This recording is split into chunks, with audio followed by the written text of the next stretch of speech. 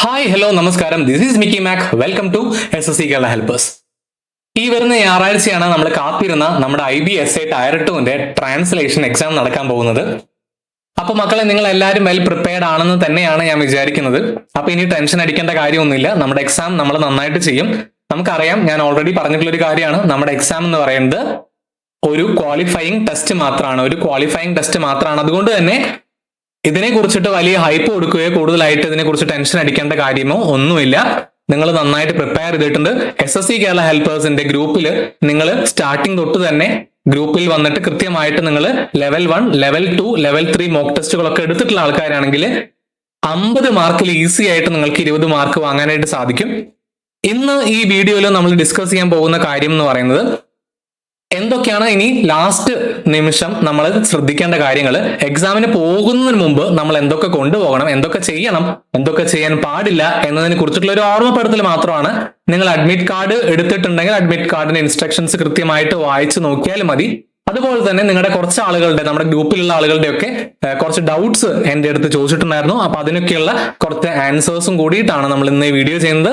അപ്പൊ നമ്മുടെ വീഡിയോയിലേക്ക് കടക്കുന്നതിന് മുമ്പ് നമ്മുടെ വീഡിയോ കാണുന്ന ആൾക്കാർ യൂട്യൂബ് ചാനൽ സബ്സ്ക്രൈബ് ചെയ്തിട്ടില്ലെങ്കിൽ please do subscribe our channel. Because നമ്മൾ എല്ലാവർക്കും വേണ്ടിയിട്ടൊരു ഹെൽപ്ഫുൾ ആയിട്ടുള്ള ഒരു പ്രോഗ്രാം തന്നെയായിരുന്നു IBSA എന്ന് പറഞ്ഞ ടയർ 2 പ്രോഗ്രാം ചെയ്തിട്ടുള്ളത്. നിങ്ങളുടെ IBയുടെ ടയർ 1 റിസൾട്ട് വന്ന അന്ന് മുതൽ ഇപ്പോൾ ഇന്ന് കഴിയുന്ന ഈ ഒരു നാളെ വരെ നമ്മൾ എന്താണ് നിങ്ങൾക്ക് ട്രാൻസ്ലേഷന്റെ മോക്ക് ടെസ്റ്റുകൾ ലെവൽ 1, ലെവൽ 2, ലെവൽ 3 പ്രോഗ്രാംസ് ഒക്കെ കണ്ടക്ട് ചെയ്തിട്ടുണ്ടായിരുന്നു. സോ ഞാൻ നിങ്ങളോട് റിക്വസ്റ്റ് ചെയ്യാണ്, please do subscribe our channel. കാരണം നിങ്ങൾക്ക് ഇനിയും കൂടുതൽ നല്ല കണ്ടന്റ്സ് ഒക്കെ ആയിട്ട് നമ്മൾ കൊണ്ടുവരണമെങ്കിൽ നിങ്ങളുടെ സപ്പോർട്ട് ഉണ്ടെങ്കിൽ മാത്രമേ പറ്റുള്ളൂ. Please like, subscribe our channel. Okay, അപ്പൊ നമ്മുടെ ഇൻസ്ട്രക്ഷൻസിലേക്ക് ഒന്ന് കിടക്കാം. നിങ്ങൾ വായിച്ചിട്ടുണ്ടായിരിക്കും, എങ്കിലും ഒന്നും കൂടിയും പറയാണ്, നിങ്ങൾക്ക് ഡൗട്ടുള്ള ആൾക്കാരൊക്കെ ഉണ്ടെങ്കിൽ ക്ലിയർ ആവാൻ വേണ്ടിയിട്ട് പറയാണ്. ഫസ്റ്റ് കാര്യം പറയുന്നത്, do not write anything on admit card before coming to the examination centre. അതായത് എക്സാമിനേഷൻ സെന്ററിലേക്ക് വരുന്നത് മുമ്പ് അഡ്മിറ്റ് കാർഡിൽ ഒന്നും എഴുതാനായിട്ട് പാടില്ല. അഡ്മിറ്റ് കാർഡ് ഡൗൺലോഡ് ചെയ്ത് വെക്കണം. എക്സാമിന് പോകുന്നതിന്റെ അന്ന് കാലത്ത് ഡൗൺലോഡ് ചെയ്ത് വെക്കാം എന്ന് വിചാരിക്കുന്ന ആൾക്കാര്, അല്ലെങ്കിൽ നാളെ വൈകിട്ട്, അതായത് ശനിയാഴ്ച വൈകുന്നേരം ഡൗൺലോഡ് ചെയ്ത് വെക്കാം, അല്ലെങ്കിൽ പ്രിന്റ് എടുത്ത് വെക്കാം എന്നൊക്കെ വിചാരിക്കുന്ന ആൾക്കാരുണ്ടെങ്കിൽ അങ്ങനെ ചെയ്യരുത്.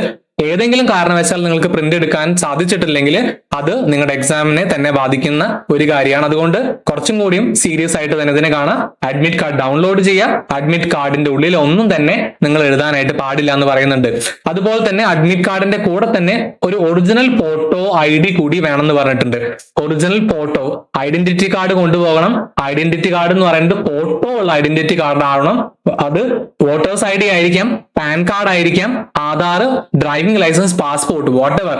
ഏറ്റവും നല്ല കാര്യം എന്ന് പറയുന്നത് നിങ്ങളുടെ ആധാർ കാർഡ് കൊണ്ടുപോകാന്നുള്ള, ഫോട്ടോ ഉള്ള ആധാർ കാർഡ് കൊണ്ടുപോവുക എന്നുള്ളതാണ്. 1 or 2 ഐഡന്റിറ്റി കാർഡ് കൊണ്ടുപോയാലും കുഴപ്പമില്ല, നമുക്ക് ചാൻസ് എടുക്കേണ്ട കാര്യമില്ല. ഓക്കെ, പിന്നെ ശ്രദ്ധിക്കേണ്ട ഒരു കാര്യം, ചില ആൾക്കാർ ആധാർ കാർഡ് ഒക്കെ ആകുമ്പോൾ ആധാർ നമ്പർ പോരെ, അല്ലെങ്കിൽ അതിന്റെ ജെറോക്സ് പോരെ, കോപ്പി പോരെ, ഫോട്ടോ കോപ്പി പോരെ എന്നൊക്കെ വിചാരിക്കുന്ന ആൾക്കാരുണ്ടെങ്കിൽ അത് ഇവിടെ നമുക്ക് എന്താണ് ആക്സെപ്റ്റ് ചെയ്യില്ല. ഫോട്ടോ അല്ല വേണ്ടത്, ഫോട്ടോ കോപ്പി അല്ല വേണ്ടത്, ഒറിജിനൽ ID കാർഡ് തന്നെ നിങ്ങൾ അവിടെ സബ്മിറ്റ് ചെയ്യണം. ഓക്കെ, അതുപോലെ തന്നെ പറയുന്ന മറ്റൊരു കാര്യം, paste recent passport size photo on admit card. അപ്പൊ നമ്മുടെ അഡ്മിറ്റ് കാർഡിൽ പാസ്പോർട്ട് സൈസ് ഫോട്ടോ പേസ്റ്റ് ചെയ്യാനായിട്ടൊരു സ്പേസ് ഉണ്ടായിരിക്കും. അവിടെ പാസ്പോർട്ട് സൈസ് ഫോട്ടോ പേസ്റ്റ് ചെയ്യുക. പക്ഷെ എന്ത് ചെയ്യരുത്, അതിന്റെ താഴെ സിഗ്നേച്ചർ ചെയ്യരുത്. സിഗ്നേച്ചർ ചെയ്യണം എന്ന് പറയുന്നത് എന്താണ്, ഇൻവിജിലേറ്ററിന്റെ പ്രസൻസിലാണ്. അല്ലെങ്കിൽ ഈ ഫോട്ടോ നിങ്ങൾ ഒട്ടിച്ചില്ലെങ്കിലും കുഴപ്പമില്ല, ഫോട്ടോ പോലും നിങ്ങൾക്ക് വേണമെങ്കിൽ ഇൻവിജിലേറ്ററിന്റെ പ്രസൻസിൽ ഒട്ടിക്കും. ഫോട്ടോ കൊണ്ടുപോയാലും മതി. ഇപ്പോ ചില ആൾക്കാർ അവിടെ എത്തിയിട്ട് ഫോട്ടോ ഒട്ടിക്കാൻ പാടില്ലായിരുന്നു, ഇവിടെ വന്നിട്ട് ഒട്ടിച്ചാൽ മതി എന്നൊക്കെ പറയുക. അങ്ങനെ ഒരു കേസ് ഉണ്ടാവാതിരിക്കാനായിട്ട് നിങ്ങൾ ഫോട്ടോ കൊണ്ടുപോയാലും മതി, അതിന്റെ താഴെ ഒട്ടിക്കാനും പാടില്ല. അപ്പോൾ നിങ്ങളുടെ ഫോട്ടോ കയ്യിലുണ്ടായിരിക്കണം. നിങ്ങൾ ഫോട്ടോ എന്ന് പറയുമ്പോൾ എങ്ങനത്തെ ഫോട്ടോ ആണെന്ന് കൂടിയും എന്ത് ചെയ്യുന്നുണ്ട്, അവർ പറയുന്നുണ്ട്. അതായത് നമ്മൾ കൊടുത്തിട്ടുള്ള, അതായത് അപ്ലൈ ചെയ്യുമ്പോൾ കൊടുത്തിട്ടുള്ള ഫോട്ടോന് സിമിലർ ആയിട്ടുള്ള ഒരു ഫോട്ടോ ആയിരിക്കണം നമ്മൾ കൊണ്ടുപോകേണ്ടത്. Okay, check examination centre in advance. അതായത് നമുക്കൊക്കെ ഒരു സെന്ററിൽ, ട്രിവാൻഡ്രത്ത് ഒരു സെന്റർ ആണുള്ളത്. അപ്പൊ അതിനെ കുറിച്ചിട്ട് നമ്മുടെ ഗ്രൂപ്പിൽ കൃത്യമായിട്ട് ലൊക്കേഷൻസ് ഒക്കെ എല്ലാവരും പറഞ്ഞു കൊടുക്കുന്നുണ്ട്. നല്ലൊരു ഹെൽപ്ഫുൾ ആയിട്ടുള്ള ഒരു ഗ്രൂപ്പ് ആയിട്ട് എനിക്ക് തോന്നി. എല്ലാവർക്കും ഇടയിൽ നല്ലൊരു കോർഡിനേഷൻ ഉണ്ട്. ഇതൊരു കോമ്പറ്റീറ്റീവ് എക്സാം ആണെങ്കിൽ പോലും എല്ലാവരും പരസ്പരം സഹായിക്കുന്ന ആൾക്കാരാണ്. കൃത്യമായിട്ട് എവിടെയാണ് ഇറങ്ങേണ്ടത്, ഏതാണ് ബസ് എന്നൊക്കെ കൃത്യമായിട്ട് റൂട്ട് മാപ്പ് വരെ നമ്മുടെ ഗ്രൂപ്പിലെ പിള്ളേര് പറഞ്ഞു കൊടുക്കുന്നുണ്ട്. അതുകൊണ്ട് തന്നെ നിങ്ങൾ എന്താണ്, ഗ്രൂപ്പിൽ ഇല്ലാത്ത ആൾക്കാരുണ്ടെങ്കിൽ ഗ്രൂപ്പിൽ വന്നിട്ട് ഒന്ന് ചെക്ക് ചെയ്ത് നോക്കിയാലും മതി, അല്ലെങ്കിൽ എന്താണ് ഒന്ന് ചോദിച്ചാലും കൃത്യമായിട്ട് നിങ്ങൾക്ക് പറഞ്ഞു തരും. ഇപ്പൊ ദൂരെ നിന്ന് വരുന്ന ആൾക്കാരാണെങ്കിൽ, മലബാർ സൈഡിൽ നിന്നൊക്കെ വരുന്ന ആൾക്കാരാണെങ്കിൽ നേരത്തെ തന്നെ പുറപ്പെടാം. ഓക്കെ, കാരണം നമ്മുടെ എക്സാം എൻട്രി ടൈം എന്ന് പറയുന്നത് എന്താണ്? ബിറ്റ്വീൻ 9:30 to 10:30, 9:30ക്കും 10:30ക്കും ഇടയിലാണ് നമ്മുടെ എൻട്രി ടൈം എന്ന് പറയുന്നത്. 10:30 കഴിഞ്ഞാൽ അവര് അലൗ ചെയ്യില്ല എന്ന് പറഞ്ഞിട്ടുണ്ട്.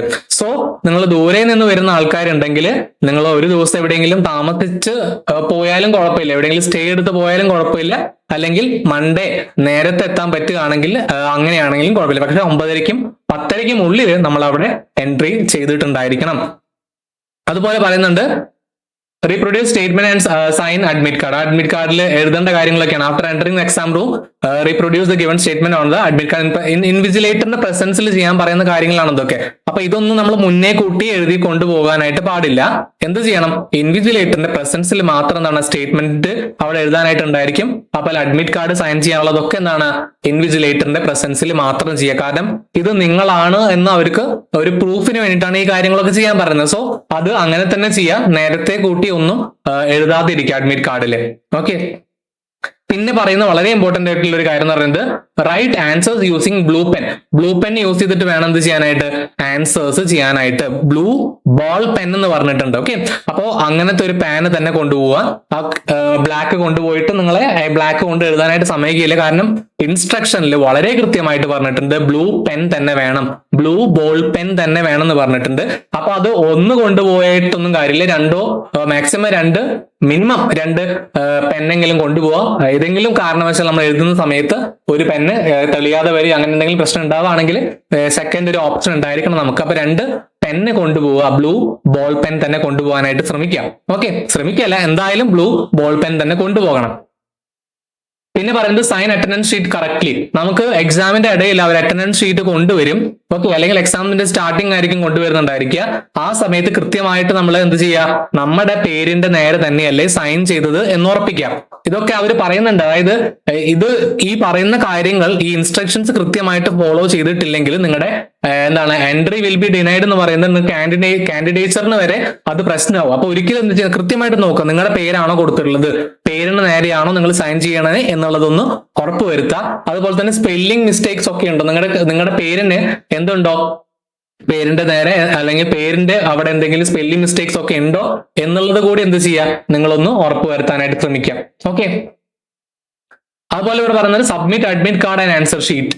എന്റെ കാര്യം പറയണം. അതായത് നമ്മൾ എക്സാം കഴിഞ്ഞ് പുറത്തേക്ക് പോകുന്നതിന് മുമ്പ് തന്നെ എന്ത് ചെയ്യുക? നമ്മുടെ ആൻസർ ഷീറ്റ്സും അഡ്മിറ്റ് കാർഡ്സും ഒക്കെ അവിടെ തന്നെ സബ്മിറ്റ് ചെയ്യുക. ഇൻവിജിലേറ്റർ സബ്മിറ്റ് ചെയ്തിട്ട് പോവുക. നമുക്ക് തിരിച്ചു ആൻസർ ഷീറ്റും അഡ്മിറ്റ് കാർഡും തിരിച്ചു കൊണ്ടുവരാൻ പറ്റില്ല. പക്ഷെ എന്താണ്, ക്വസ്റ്റ്യൻ പേപ്പർ നമുക്ക് കൊണ്ടുവരാൻ പറ്റും. അപ്പോൾ ക്വസ്റ്റ്യൻ പേപ്പർ നിങ്ങൾ കൊണ്ടുവന്നിട്ട് നമ്മുടെ ഗ്രൂപ്പിൽ പോസ്റ്റ് ചെയ്യാം. നമുക്ക് പിന്നീട് അടുത്ത കൊല്ലത്തേക്ക് IB എക്സാംസിനൊക്കെ നമുക്ക് യൂസ്ഫുൾ ആയിരിക്കും. അതുകൊണ്ട് നിങ്ങളുടെ കയ്യിലുള്ള ക്വസ്റ്റ്യൻ പേപ്പർ എല്ലാവരും ചെയ്യണമെന്നില്ല, പക്ഷെ ചെയ്യാൻ പറ്റുന്ന ആൾക്കാരുണ്ടെങ്കിൽ പ്ലീസ് ഗ്രൂപ്പിൽ നമുക്കത് ഷെയർ ചെയ്ത് തരാം. എന്ത് ചെയ്യാൻ പാടില്ല? ആൻസർ ഷീറ്റ് കൊണ്ടുപോകാൻ പാടില്ല, അഡ്മിറ്റ് കാർഡ് കൊണ്ടുപോകാൻ പാടില്ല. ഇതൊക്കെയാണ് ഇമ്പോർട്ടന്റ് ആയിട്ട് അവർ ഇൻസ്ട്രക്ഷൻസിൽ പറഞ്ഞിട്ടുള്ള കാര്യങ്ങൾ. ഈ കാര്യങ്ങളൊക്കെ നമ്മൾ ശ്രദ്ധിക്കുക. ഇനി ഗ്രൂപ്പിൽ കുറച്ച് പേര് ചോദിച്ചിട്ടുള്ള ഡൗട്ട്സ് നമ്മൾ ആൻസർ ചെയ്യാനായിട്ട് പോവാണ്. അപ്പൊ അതിൽ ചോദിച്ചിട്ടുള്ള ഒരു കാര്യം, ട്രാൻസ്ലേഷൻ ആക്രോസിക്കാണോ അല്ലെങ്കിൽ പാസേജ് കംപ്ലീറ്റ് ചെയ്യുന്നതിനാണോ മാർക്ക്? കുറച്ച് ലൈൻസ് ഒക്കെ സ്കിപ്പ് ചെയ്ത് പാസേജ് കംപ്ലീറ്റ് ചെയ്യുന്നത് നല്ലതാണോ ചോദിച്ചിട്ടുണ്ട്. അപ്പൊ നിങ്ങൾ മനസ്സിലാക്കേണ്ട ഒരു കാര്യം, ലൈൻസ് സ്കിപ്പ് ചെയ്ത് പാസേജ് കംപ്ലീറ്റ് ചെയ്യാനായിട്ട് ഞാൻ പറയില്ല. ഞാൻ ഓൾറെഡി നിങ്ങളോട് പറഞ്ഞൊരു കാര്യമുണ്ട്. ഇവിടെ ട്രാൻസ്ലേഷൻ കൊണ്ട് ഉദ്ദേശിക്കുന്നത് അവർ തന്നിട്ടുള്ള ഒരു പാസേജിന്റെ ആ ഐഡിയ കറക്റ്റായിട്ട്, ഐഡിയയിൽ വെള്ളം ചേർക്കാതെ നിങ്ങൾക്ക് കറക്റ്റായിട്ട് അതിന്റെ ഐഡിയ പറഞ്ഞു കൊടുക്കാൻ, കൺവേ ചെയ്യാനായിട്ട് സാധിക്കുമോ എന്നുള്ളതാണ് അവർ ഉദ്ദേശിക്കുന്നത്. അപ്പൊ നിങ്ങൾക്ക് അത് 1-2 ലൈൻസ് നമ്മൾ സ്കിപ്പ് ചെയ്തതിന് ശേഷം അങ്ങനെ ചെയ്യുമ്പോൾ ഉണ്ടാകുന്ന പ്രശ്നം വെച്ചാൽ നമ്മൾ അതിന്റെ കോർ മീനിങ് പറയുന്ന ലൈൻസ് ആണ് സ്കിപ്പ് ചെയ്യുന്നതെങ്കിൽ ഐഡിയ കൃത്യമായിട്ട് അവർക്ക് കൺവേ ചെയ്യാനായിട്ട് സാധിക്കില്ല. അപ്പൊ അതുകൊണ്ട് തന്നെ നിങ്ങൾ ചെയ്യേണ്ട കാര്യം, നിങ്ങളൊരു 4 പാരഗ്രാഫ് ഉണ്ടെന്ന് വിചാരിക്കുക. 4 പാരഗ്രാഫ് അവിടെ ഉണ്ടെങ്കിൽ 3 പാരഗ്രാഫ് കറക്റ്റ് ആയിട്ട് ചെയ്ത സമയമില്ല, ബാക്കി 4ാമത്തെ എഴുതിയില്ലെങ്കിൽ പോലും നിങ്ങൾക്ക് അവിടെ സ്കോർ കിട്ടും. 25 മാർക്കാണ് ടോട്ടൽ ഒരു പാസേജ് വരുന്നത്. അപ്പൊ അതിനൊക്കെ കൃത്യമായിട്ട് ഡിസ്ട്രിബ്യൂഷൻ ഉണ്ട്. അതായത് ആക്രോസിക്ക് ഉണ്ടായിരിക്കും, പാസേജ് കംപ്ലീറ്റ് ചെയ്യുന്നതിനുണ്ടായിരിക്കും, അതിന്റെ ഫ്ലോ ഒക്കെ ഉണ്ടായിരിക്കും. ഓക്കെ, അപ്പോൾ നമ്മൾ മനസ്സിലാക്കേണ്ട കാര്യം, ഏതെങ്കിലും കുറച്ച് പാസേജ് കംപ്ലീറ്റ് ആക്കാൻ വേണ്ടിയിട്ട്, മൊത്തം കംപ്ലീറ്റ് ആക്കാൻ വേണ്ടിയിട്ട് ഏതെങ്കിലും ലൈൻ സ്കിപ്പ് ചെയ്യുക എന്ന് പറയുന്നതിൽ വലിയ അർത്ഥമൊന്നുമില്ല. നിങ്ങൾ ചെയ്യുന്നത് വളരെ വൃത്തിയായിട്ട് ചെയ്യുക എന്നത് മാത്രമേ ഉള്ളൂ. അടുത്ത ചോദ്യം, ഒരു എസ്സേ ഫുൾ കംപ്ലീറ്റ് ചെയ്തിട്ട് സെക്കൻഡ് 1 മാക്സിമം അറ്റൻഡ് ചെയ്താൽ കുഴപ്പമുണ്ടോ? ഡിസ്ക്വാളിഫൈ ചെയ്യുമ്പോൾ ഡിസ്ക്വാളിഫൈ ചെയ്യുന്ന കാര്യമൊന്നുമില്ല. അത് രണ്ടും മാക്സിമം പറ്റുന്ന പോലെ ചെയ്താൽ മതി. അതായത് രണ്ടും മാക്സിമം പറ്റുന്ന രീതിയിൽ ചെയ്താലും മതി. ഞാൻ ഒരു ട്രാൻസ്ലേഷൻ ചെയ്തപ്പോൾ നിങ്ങളോട് പറഞ്ഞിട്ടുണ്ടായിരുന്നു നമുക്ക് 1 മണിക്കൂറാണ് സമയം ഉണ്ടായിരിക്കുക. വാച്ച് അവിടെ സമയം ക്ലോക്ക് ഉണ്ടായിരിക്കും എന്നാണ് ഞാൻ വിചാരിക്കുന്നത്. അല്ലെങ്കിൽ 30 മിനിറ്റ് ആകുമ്പോൾ അവർ ടൈം പറയും. നിങ്ങൾ ആദ്യത്തെ ട്രാൻസ്ലേഷൻ തുടങ്ങി മാക്സിമം നിങ്ങൾ എന്ത് ചെയ്യുക, 30 മിനിറ്റിൽ കംപ്ലീറ്റ് ആക്കാനായിട്ട് നോക്കുക. അപ്പോൾ 4 പാരഗ്രാഫ് ഉള്ളതാണെങ്കിൽ 3 പാരഗ്രാഫ് കംപ്ലീറ്റ് ആയി 30 മിനിറ്റിൽ. ഇനി ഒരു പാരഗ്രാഫും കൂടി ഉള്ളോ എങ്കിൽ എന്ത് ചെയ്യുക, പെട്ടെന്ന് അടുത്ത പാരഗ്രാഫിലേക്ക് പോയിട്ട് അടുത്ത പാസേജിലേക്ക് പോയിട്ട് അത് കംപ്ലീറ്റ് ചെയ്തതിനു ശേഷം തിരിച്ചു വന്നിട്ട് ഇത് കംപ്ലീറ്റ് ആക്കാൻ നോക്കിയാലും മതി. പക്ഷെ നിങ്ങൾ ചെയ്യുന്ന പാസേജ് അത് വളരെ ക്ലീൻ ആയിരിക്കണം. നല്ല രീതിയിൽ തന്നെ 3 എണ്ണമാണെങ്കിൽ ആ 3ഉം ക്ലീൻ ആയിട്ട് തന്നെ ചെയ്യാനായിട്ട് നോക്കുക. നമ്മൾ പ്രാക്ടീസ് ചെയ്തിട്ടുള്ള ആൾക്കാരുണ്ടെങ്കിൽ ഇത് എളുപ്പമാണ്. അപ്പൊ ഓൾമോസ്റ്റ് ഒരു 30 ഡേയ്സ് ഒക്കെ ഈ പറയുന്ന നമ്മുടെ ട്രാൻസ്ലേഷന്റെ പരിപാടികൾ എന്നും പ്രാക്ടീസ് ചെയ്യുന്ന ആൾക്കാർക്കൊക്കെ ഇത് വളരെ നല്ല രീതിയിൽ തന്നെ ചെയ്യാൻ പറ്റും. പക്ഷെ ക്വസ്റ്റ്യൻസ് ബുദ്ധിമുട്ടാവുമ്പോൾ എല്ലാവർക്കും ബുദ്ധിമുട്ടാവും.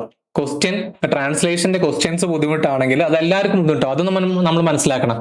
നിങ്ങൾ ചെയ്യുന്ന പോലെ മറ്റുള്ളവരും ചെയ്യൂ. നിങ്ങൾ പ്രാക്ടീസ് ചെയ്ത അത്രയും പ്രാക്ടീസ് ചെയ്ത ഒരാളുണ്ടെങ്കിൽ അവരും നിങ്ങളൊക്കെ ഒരുപോലെ തന്നെയാണ് ചെയ്യാൻ പോകുന്നത്. അതുകൊണ്ട് എന്ത് ചെയ്യാം, നിങ്ങളുടെ മാക്സിമം ചെയ്യുക. അത് രണ്ടും മാക്സിമം പറ്റുന്ന പോലെ ചെയ്താലേ മതി. അത് ഞാൻ പറഞ്ഞു, ഒരു ചോദ്യം മൊത്തം കംപ്ലീറ്റ് ആക്കുക എന്നതിനേക്കാൾ ഉപരി നിങ്ങളുടെ മാക്സിമം ചെയ്യുക എന്നുള്ളതാണ് നിങ്ങൾ ശ്രദ്ധിക്കേണ്ട കാര്യം. ഇവിടെ പറയുന്നത് ഈ GDP, യുനെസ്കോ, ഇന്റലിജൻസ് അങ്ങനെയുള്ള വാക്കുകൾ നമുക്ക് മംഗ്ലീഷിൽ എഴുതാൻ പറ്റുമെന്ന് ചോദിച്ചിട്ടുണ്ട്. അതായത് നമുക്ക് ഈ പ്രോപ്പർ നൗണുകളായിട്ട് വരുന്ന കാര്യങ്ങളൊക്കെയാണ്. ഇപ്പൊ സ്കീമുകൾ, ഗവൺമെന്റിന്റെ സ്കീമുകൾ, ഇപ്പൊ യുനെസ്കോ എന്ന് പറയുന്നത്, GDP, ഇതൊക്കെ എന്താണ് പ്രോപ്പർ നൗൺ ആയിട്ട് കൺസിഡർ ചെയ്യുന്ന ആൾക്കാരാണ്. അപ്പൊ അങ്ങനെയുള്ളവരൊക്കെ നമുക്ക് ഈ മംഗ്ലീഷ് എന്ന് പറഞ്ഞതുപോലെ മലയാളത്തിൽ എഴുതിയാലും കുഴപ്പമൊന്നുമില്ല, പ്രോപ്പർ നൗൺ ആയിട്ടുള്ള ആൾക്കാരാണെങ്കിൽ. അപ്പൊ അതിന്റെ മലയാളം ഇപ്പൊ ഗവൺമെന്റ് സ്കീമുകളൊക്കെ ആണെങ്കിൽ അതിന്റെ മലയാളം നിങ്ങൾക്ക് അറിയുമെങ്കിൽ എഴുതാം, ഇല്ലെങ്കിൽ എഴുതിയിട്ടില്ലെങ്കിലും അതിന് മലയാളത്തിൽ എഴുതിയാലും കുഴപ്പമൊന്നുമില്ല. പക്ഷെ എന്ന് കരുതി ബാക്കിയുള്ള സാധാ വേർഡ്സ് ഒക്കെ നിങ്ങൾ എന്ത് ചെയ്യരുത്, മംഗ്ലീഷിലായിട്ട് എഴുതരുത്. അപ്പൊ അത് നമ്മളെ മാർക്ക് കുറയ്ക്കാനായിട്ട് ഒരിട വരും. അപ്പൊ അതുകൊണ്ട് തന്നെ എന്ത് ചെയ്യും, എങ്ങനെയുള്ള പ്രോപ്പർ നൗൺ ആയിട്ടുള്ള ആൾക്കാരൊക്കെ മംഗ്ലീഷിൽ എഴുതിയാലും തെറ്റൊന്നുമില്ല.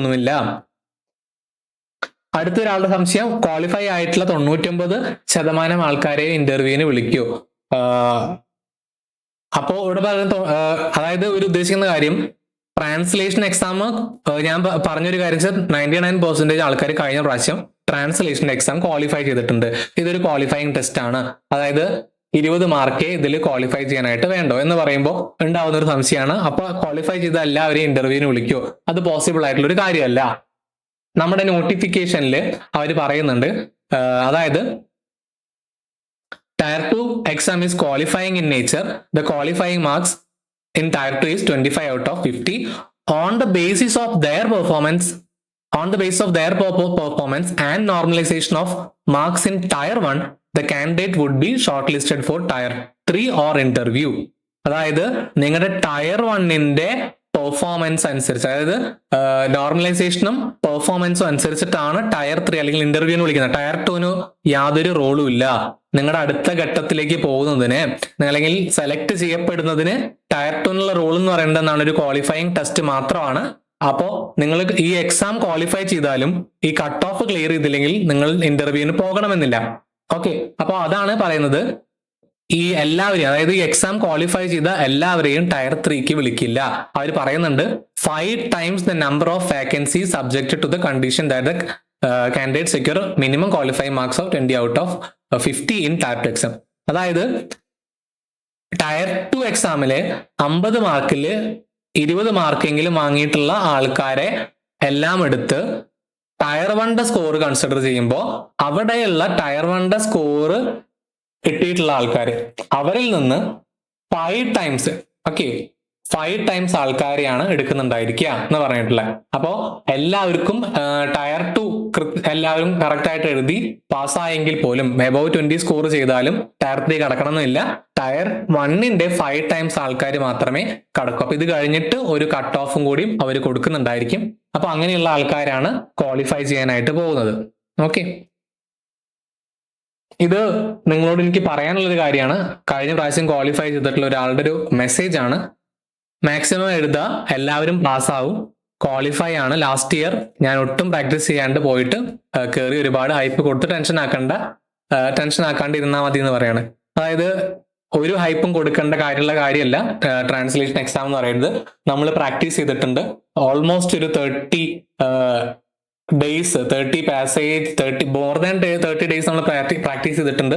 മോക്ക് ടെസ്റ്റ് ആയിട്ട് തന്നെ നമ്മൾ 30 പാസേജസ് ചെയ്തിട്ടുണ്ട്. അപ്പോൾ അങ്ങനെ ചെയ്യാത്ത ആൾക്കാരാണെങ്കിൽ പോലും, ഒട്ടും പ്രിപ്പയർ ചെയ്യാത്ത ആൾക്കാരൊക്കെ കഴിഞ്ഞ പ്രാവശ്യം ക്വാളിഫൈ ചെയ്തിട്ടുള്ള ആൾക്കാരൊക്കെ ഉണ്ട്. അപ്പോൾ ഇതൊരു 10th ലെവൽ എക്സാം ആണ്. 10th ലെവലേ അവര് നമ്മുടെ ട്രാൻസ്ലേഷനെ പ്രതീക്ഷിക്കുന്നുള്ളൂ. അപ്പൊ അതുകൊണ്ട് തന്നെ നിങ്ങൾ അത്യാവശ്യം കുഴപ്പമില്ലാത്ത രീതിയിൽ നിങ്ങൾക്ക് തന്നിട്ടുള്ള പാസേജിനെ ട്രാൻസ്ലേറ്റ് ചെയ്ത് എഴുതിയിട്ടുണ്ടെങ്കിൽ നിങ്ങൾക്ക് അവർ മാർക്ക് തരും. 25 മാർക്കിൽ 10 മാർക്ക് വാങ്ങാനായിട്ട് ഒരു ബുദ്ധിമുട്ടുമില്ല. വൃത്തിക്ക് എഴുതാം. അവർക്ക് വായിക്കാൻ തോന്നുമ്പോൾ, കാണുമ്പോൾ വായിക്കാൻ തോന്നുന്ന രീതിയിൽ തന്നെ എഴുതുക.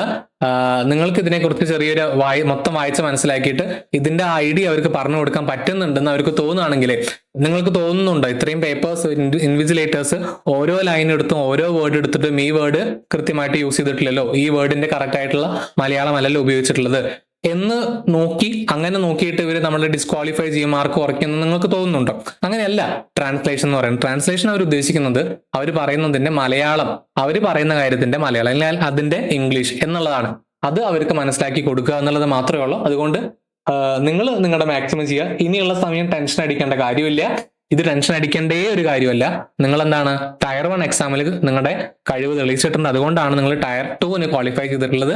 ടയർ 2 നിങ്ങൾക്ക് തന്നിട്ടുള്ള ക്വസ്റ്റ്യൻസ് വളരെ എളുപ്പത്തിൽ, വളരെ ഈസി ആയിട്ട് ചെയ്യാം. ടൈം നോക്കുക. 30 മിനിറ്റ് ആണ് നമുക്ക് തന്നിട്ടുള്ള ടൈം എന്ന് പറയുന്നത് ഒരു പാസേജിന്. ആ 30 മിനിറ്റിൽ തന്നെ പരമാവധി വേഗത്തിൽ ചെയ്യാനായിട്ട് നോക്കുക. ഓർഡറിന്റെ കാര്യം ഒരുപാട് പേര് ചോദിച്ചിട്ടുണ്ടായിരുന്നു. ആദ്യത്തെ രണ്ടാമത് എഴുതിയോ, രണ്ടാമത്തെ ആദ്യം എഴുതിയോ കുഴപ്പമുണ്ടോ? ഞാനൊരു ക്ലാരിഫിക്കേഷൻ പറഞ്ഞിട്ടുണ്ട്. ഇനി നിങ്ങൾക്ക് ഓർഡർ മാറ്റി എഴുതാനാണെങ്കിൽ പോലും നിങ്ങൾ എന്ത് ചെയ്യുക, രണ്ടാമത്തെ ക്വസ്റ്റ്യൻ ഫ്രഷ് പേജിൽ എഴുതാനായിട്ട് നോക്കുക. അതിന്റെ ഒരു കണ്ടിന്യൂസ് ആയിട്ട് ഇങ്ങനെ പോവാതെ, അതായത് രണ്ടാമത് എഴുതുന്ന ചോദ്യം ഫ്രഷ് പേജ് എടുത്തിട്ട് എഴുതാനായിട്ട് നോക്കുക. ഓക്കെ, അപ്പോൾ ഇത്രയാണ് ഇതുമായിട്ട് ബന്ധപ്പെട്ടിട്ട് നിങ്ങളോട് പറയാനായിട്ടുള്ളത്. അപ്പൊ എല്ലാവരും നന്നായിട്ട് കോൺഫിഡന്റ് ആയിട്ട് തന്നെ പോവുക, കൂളായിട്ട് പോവുക. ടെൻഷൻ അടിക്കേണ്ട കാര്യമില്ല. ടെൻഷൻ അടിക്കുമ്പോഴാണ് നമുക്ക് എഴുതുന്ന കാര്യങ്ങളൊക്കെ കൃത്യമായിട്ട് വരാൻ ഒരു ബുദ്ധിമുട്ടുണ്ടായിരിക്കുക. ഓക്കെ, അപ്പോൾ എല്ലാവർക്കും ഓൾ ദി ബെസ്റ്റ്. കറക്റ്റ് സമയത്തിന് തന്നെ നിങ്ങൾ വീട്ടിൽ നിന്ന് ഇറങ്ങാനായിട്ട് നോക്കുക. 9:30 10:30 തന്നെ നിങ്ങൾ എക്സാം ഹാളിലേക്ക് എത്താൻ നോക്കുക. ഓക്കെ, മേ ബി ഇതായിരിക്കും IBSA-യുമായി ബന്ധപ്പെട്ട് ടയർ 2 ആയിട്ട് ബന്ധപ്പെട്ടിട്ടുള്ള നമ്മുടെ ലാസ്റ്റ് വീഡിയോ എന്ന് പറയുന്നത്. So all the best, do well. Okay, thank you.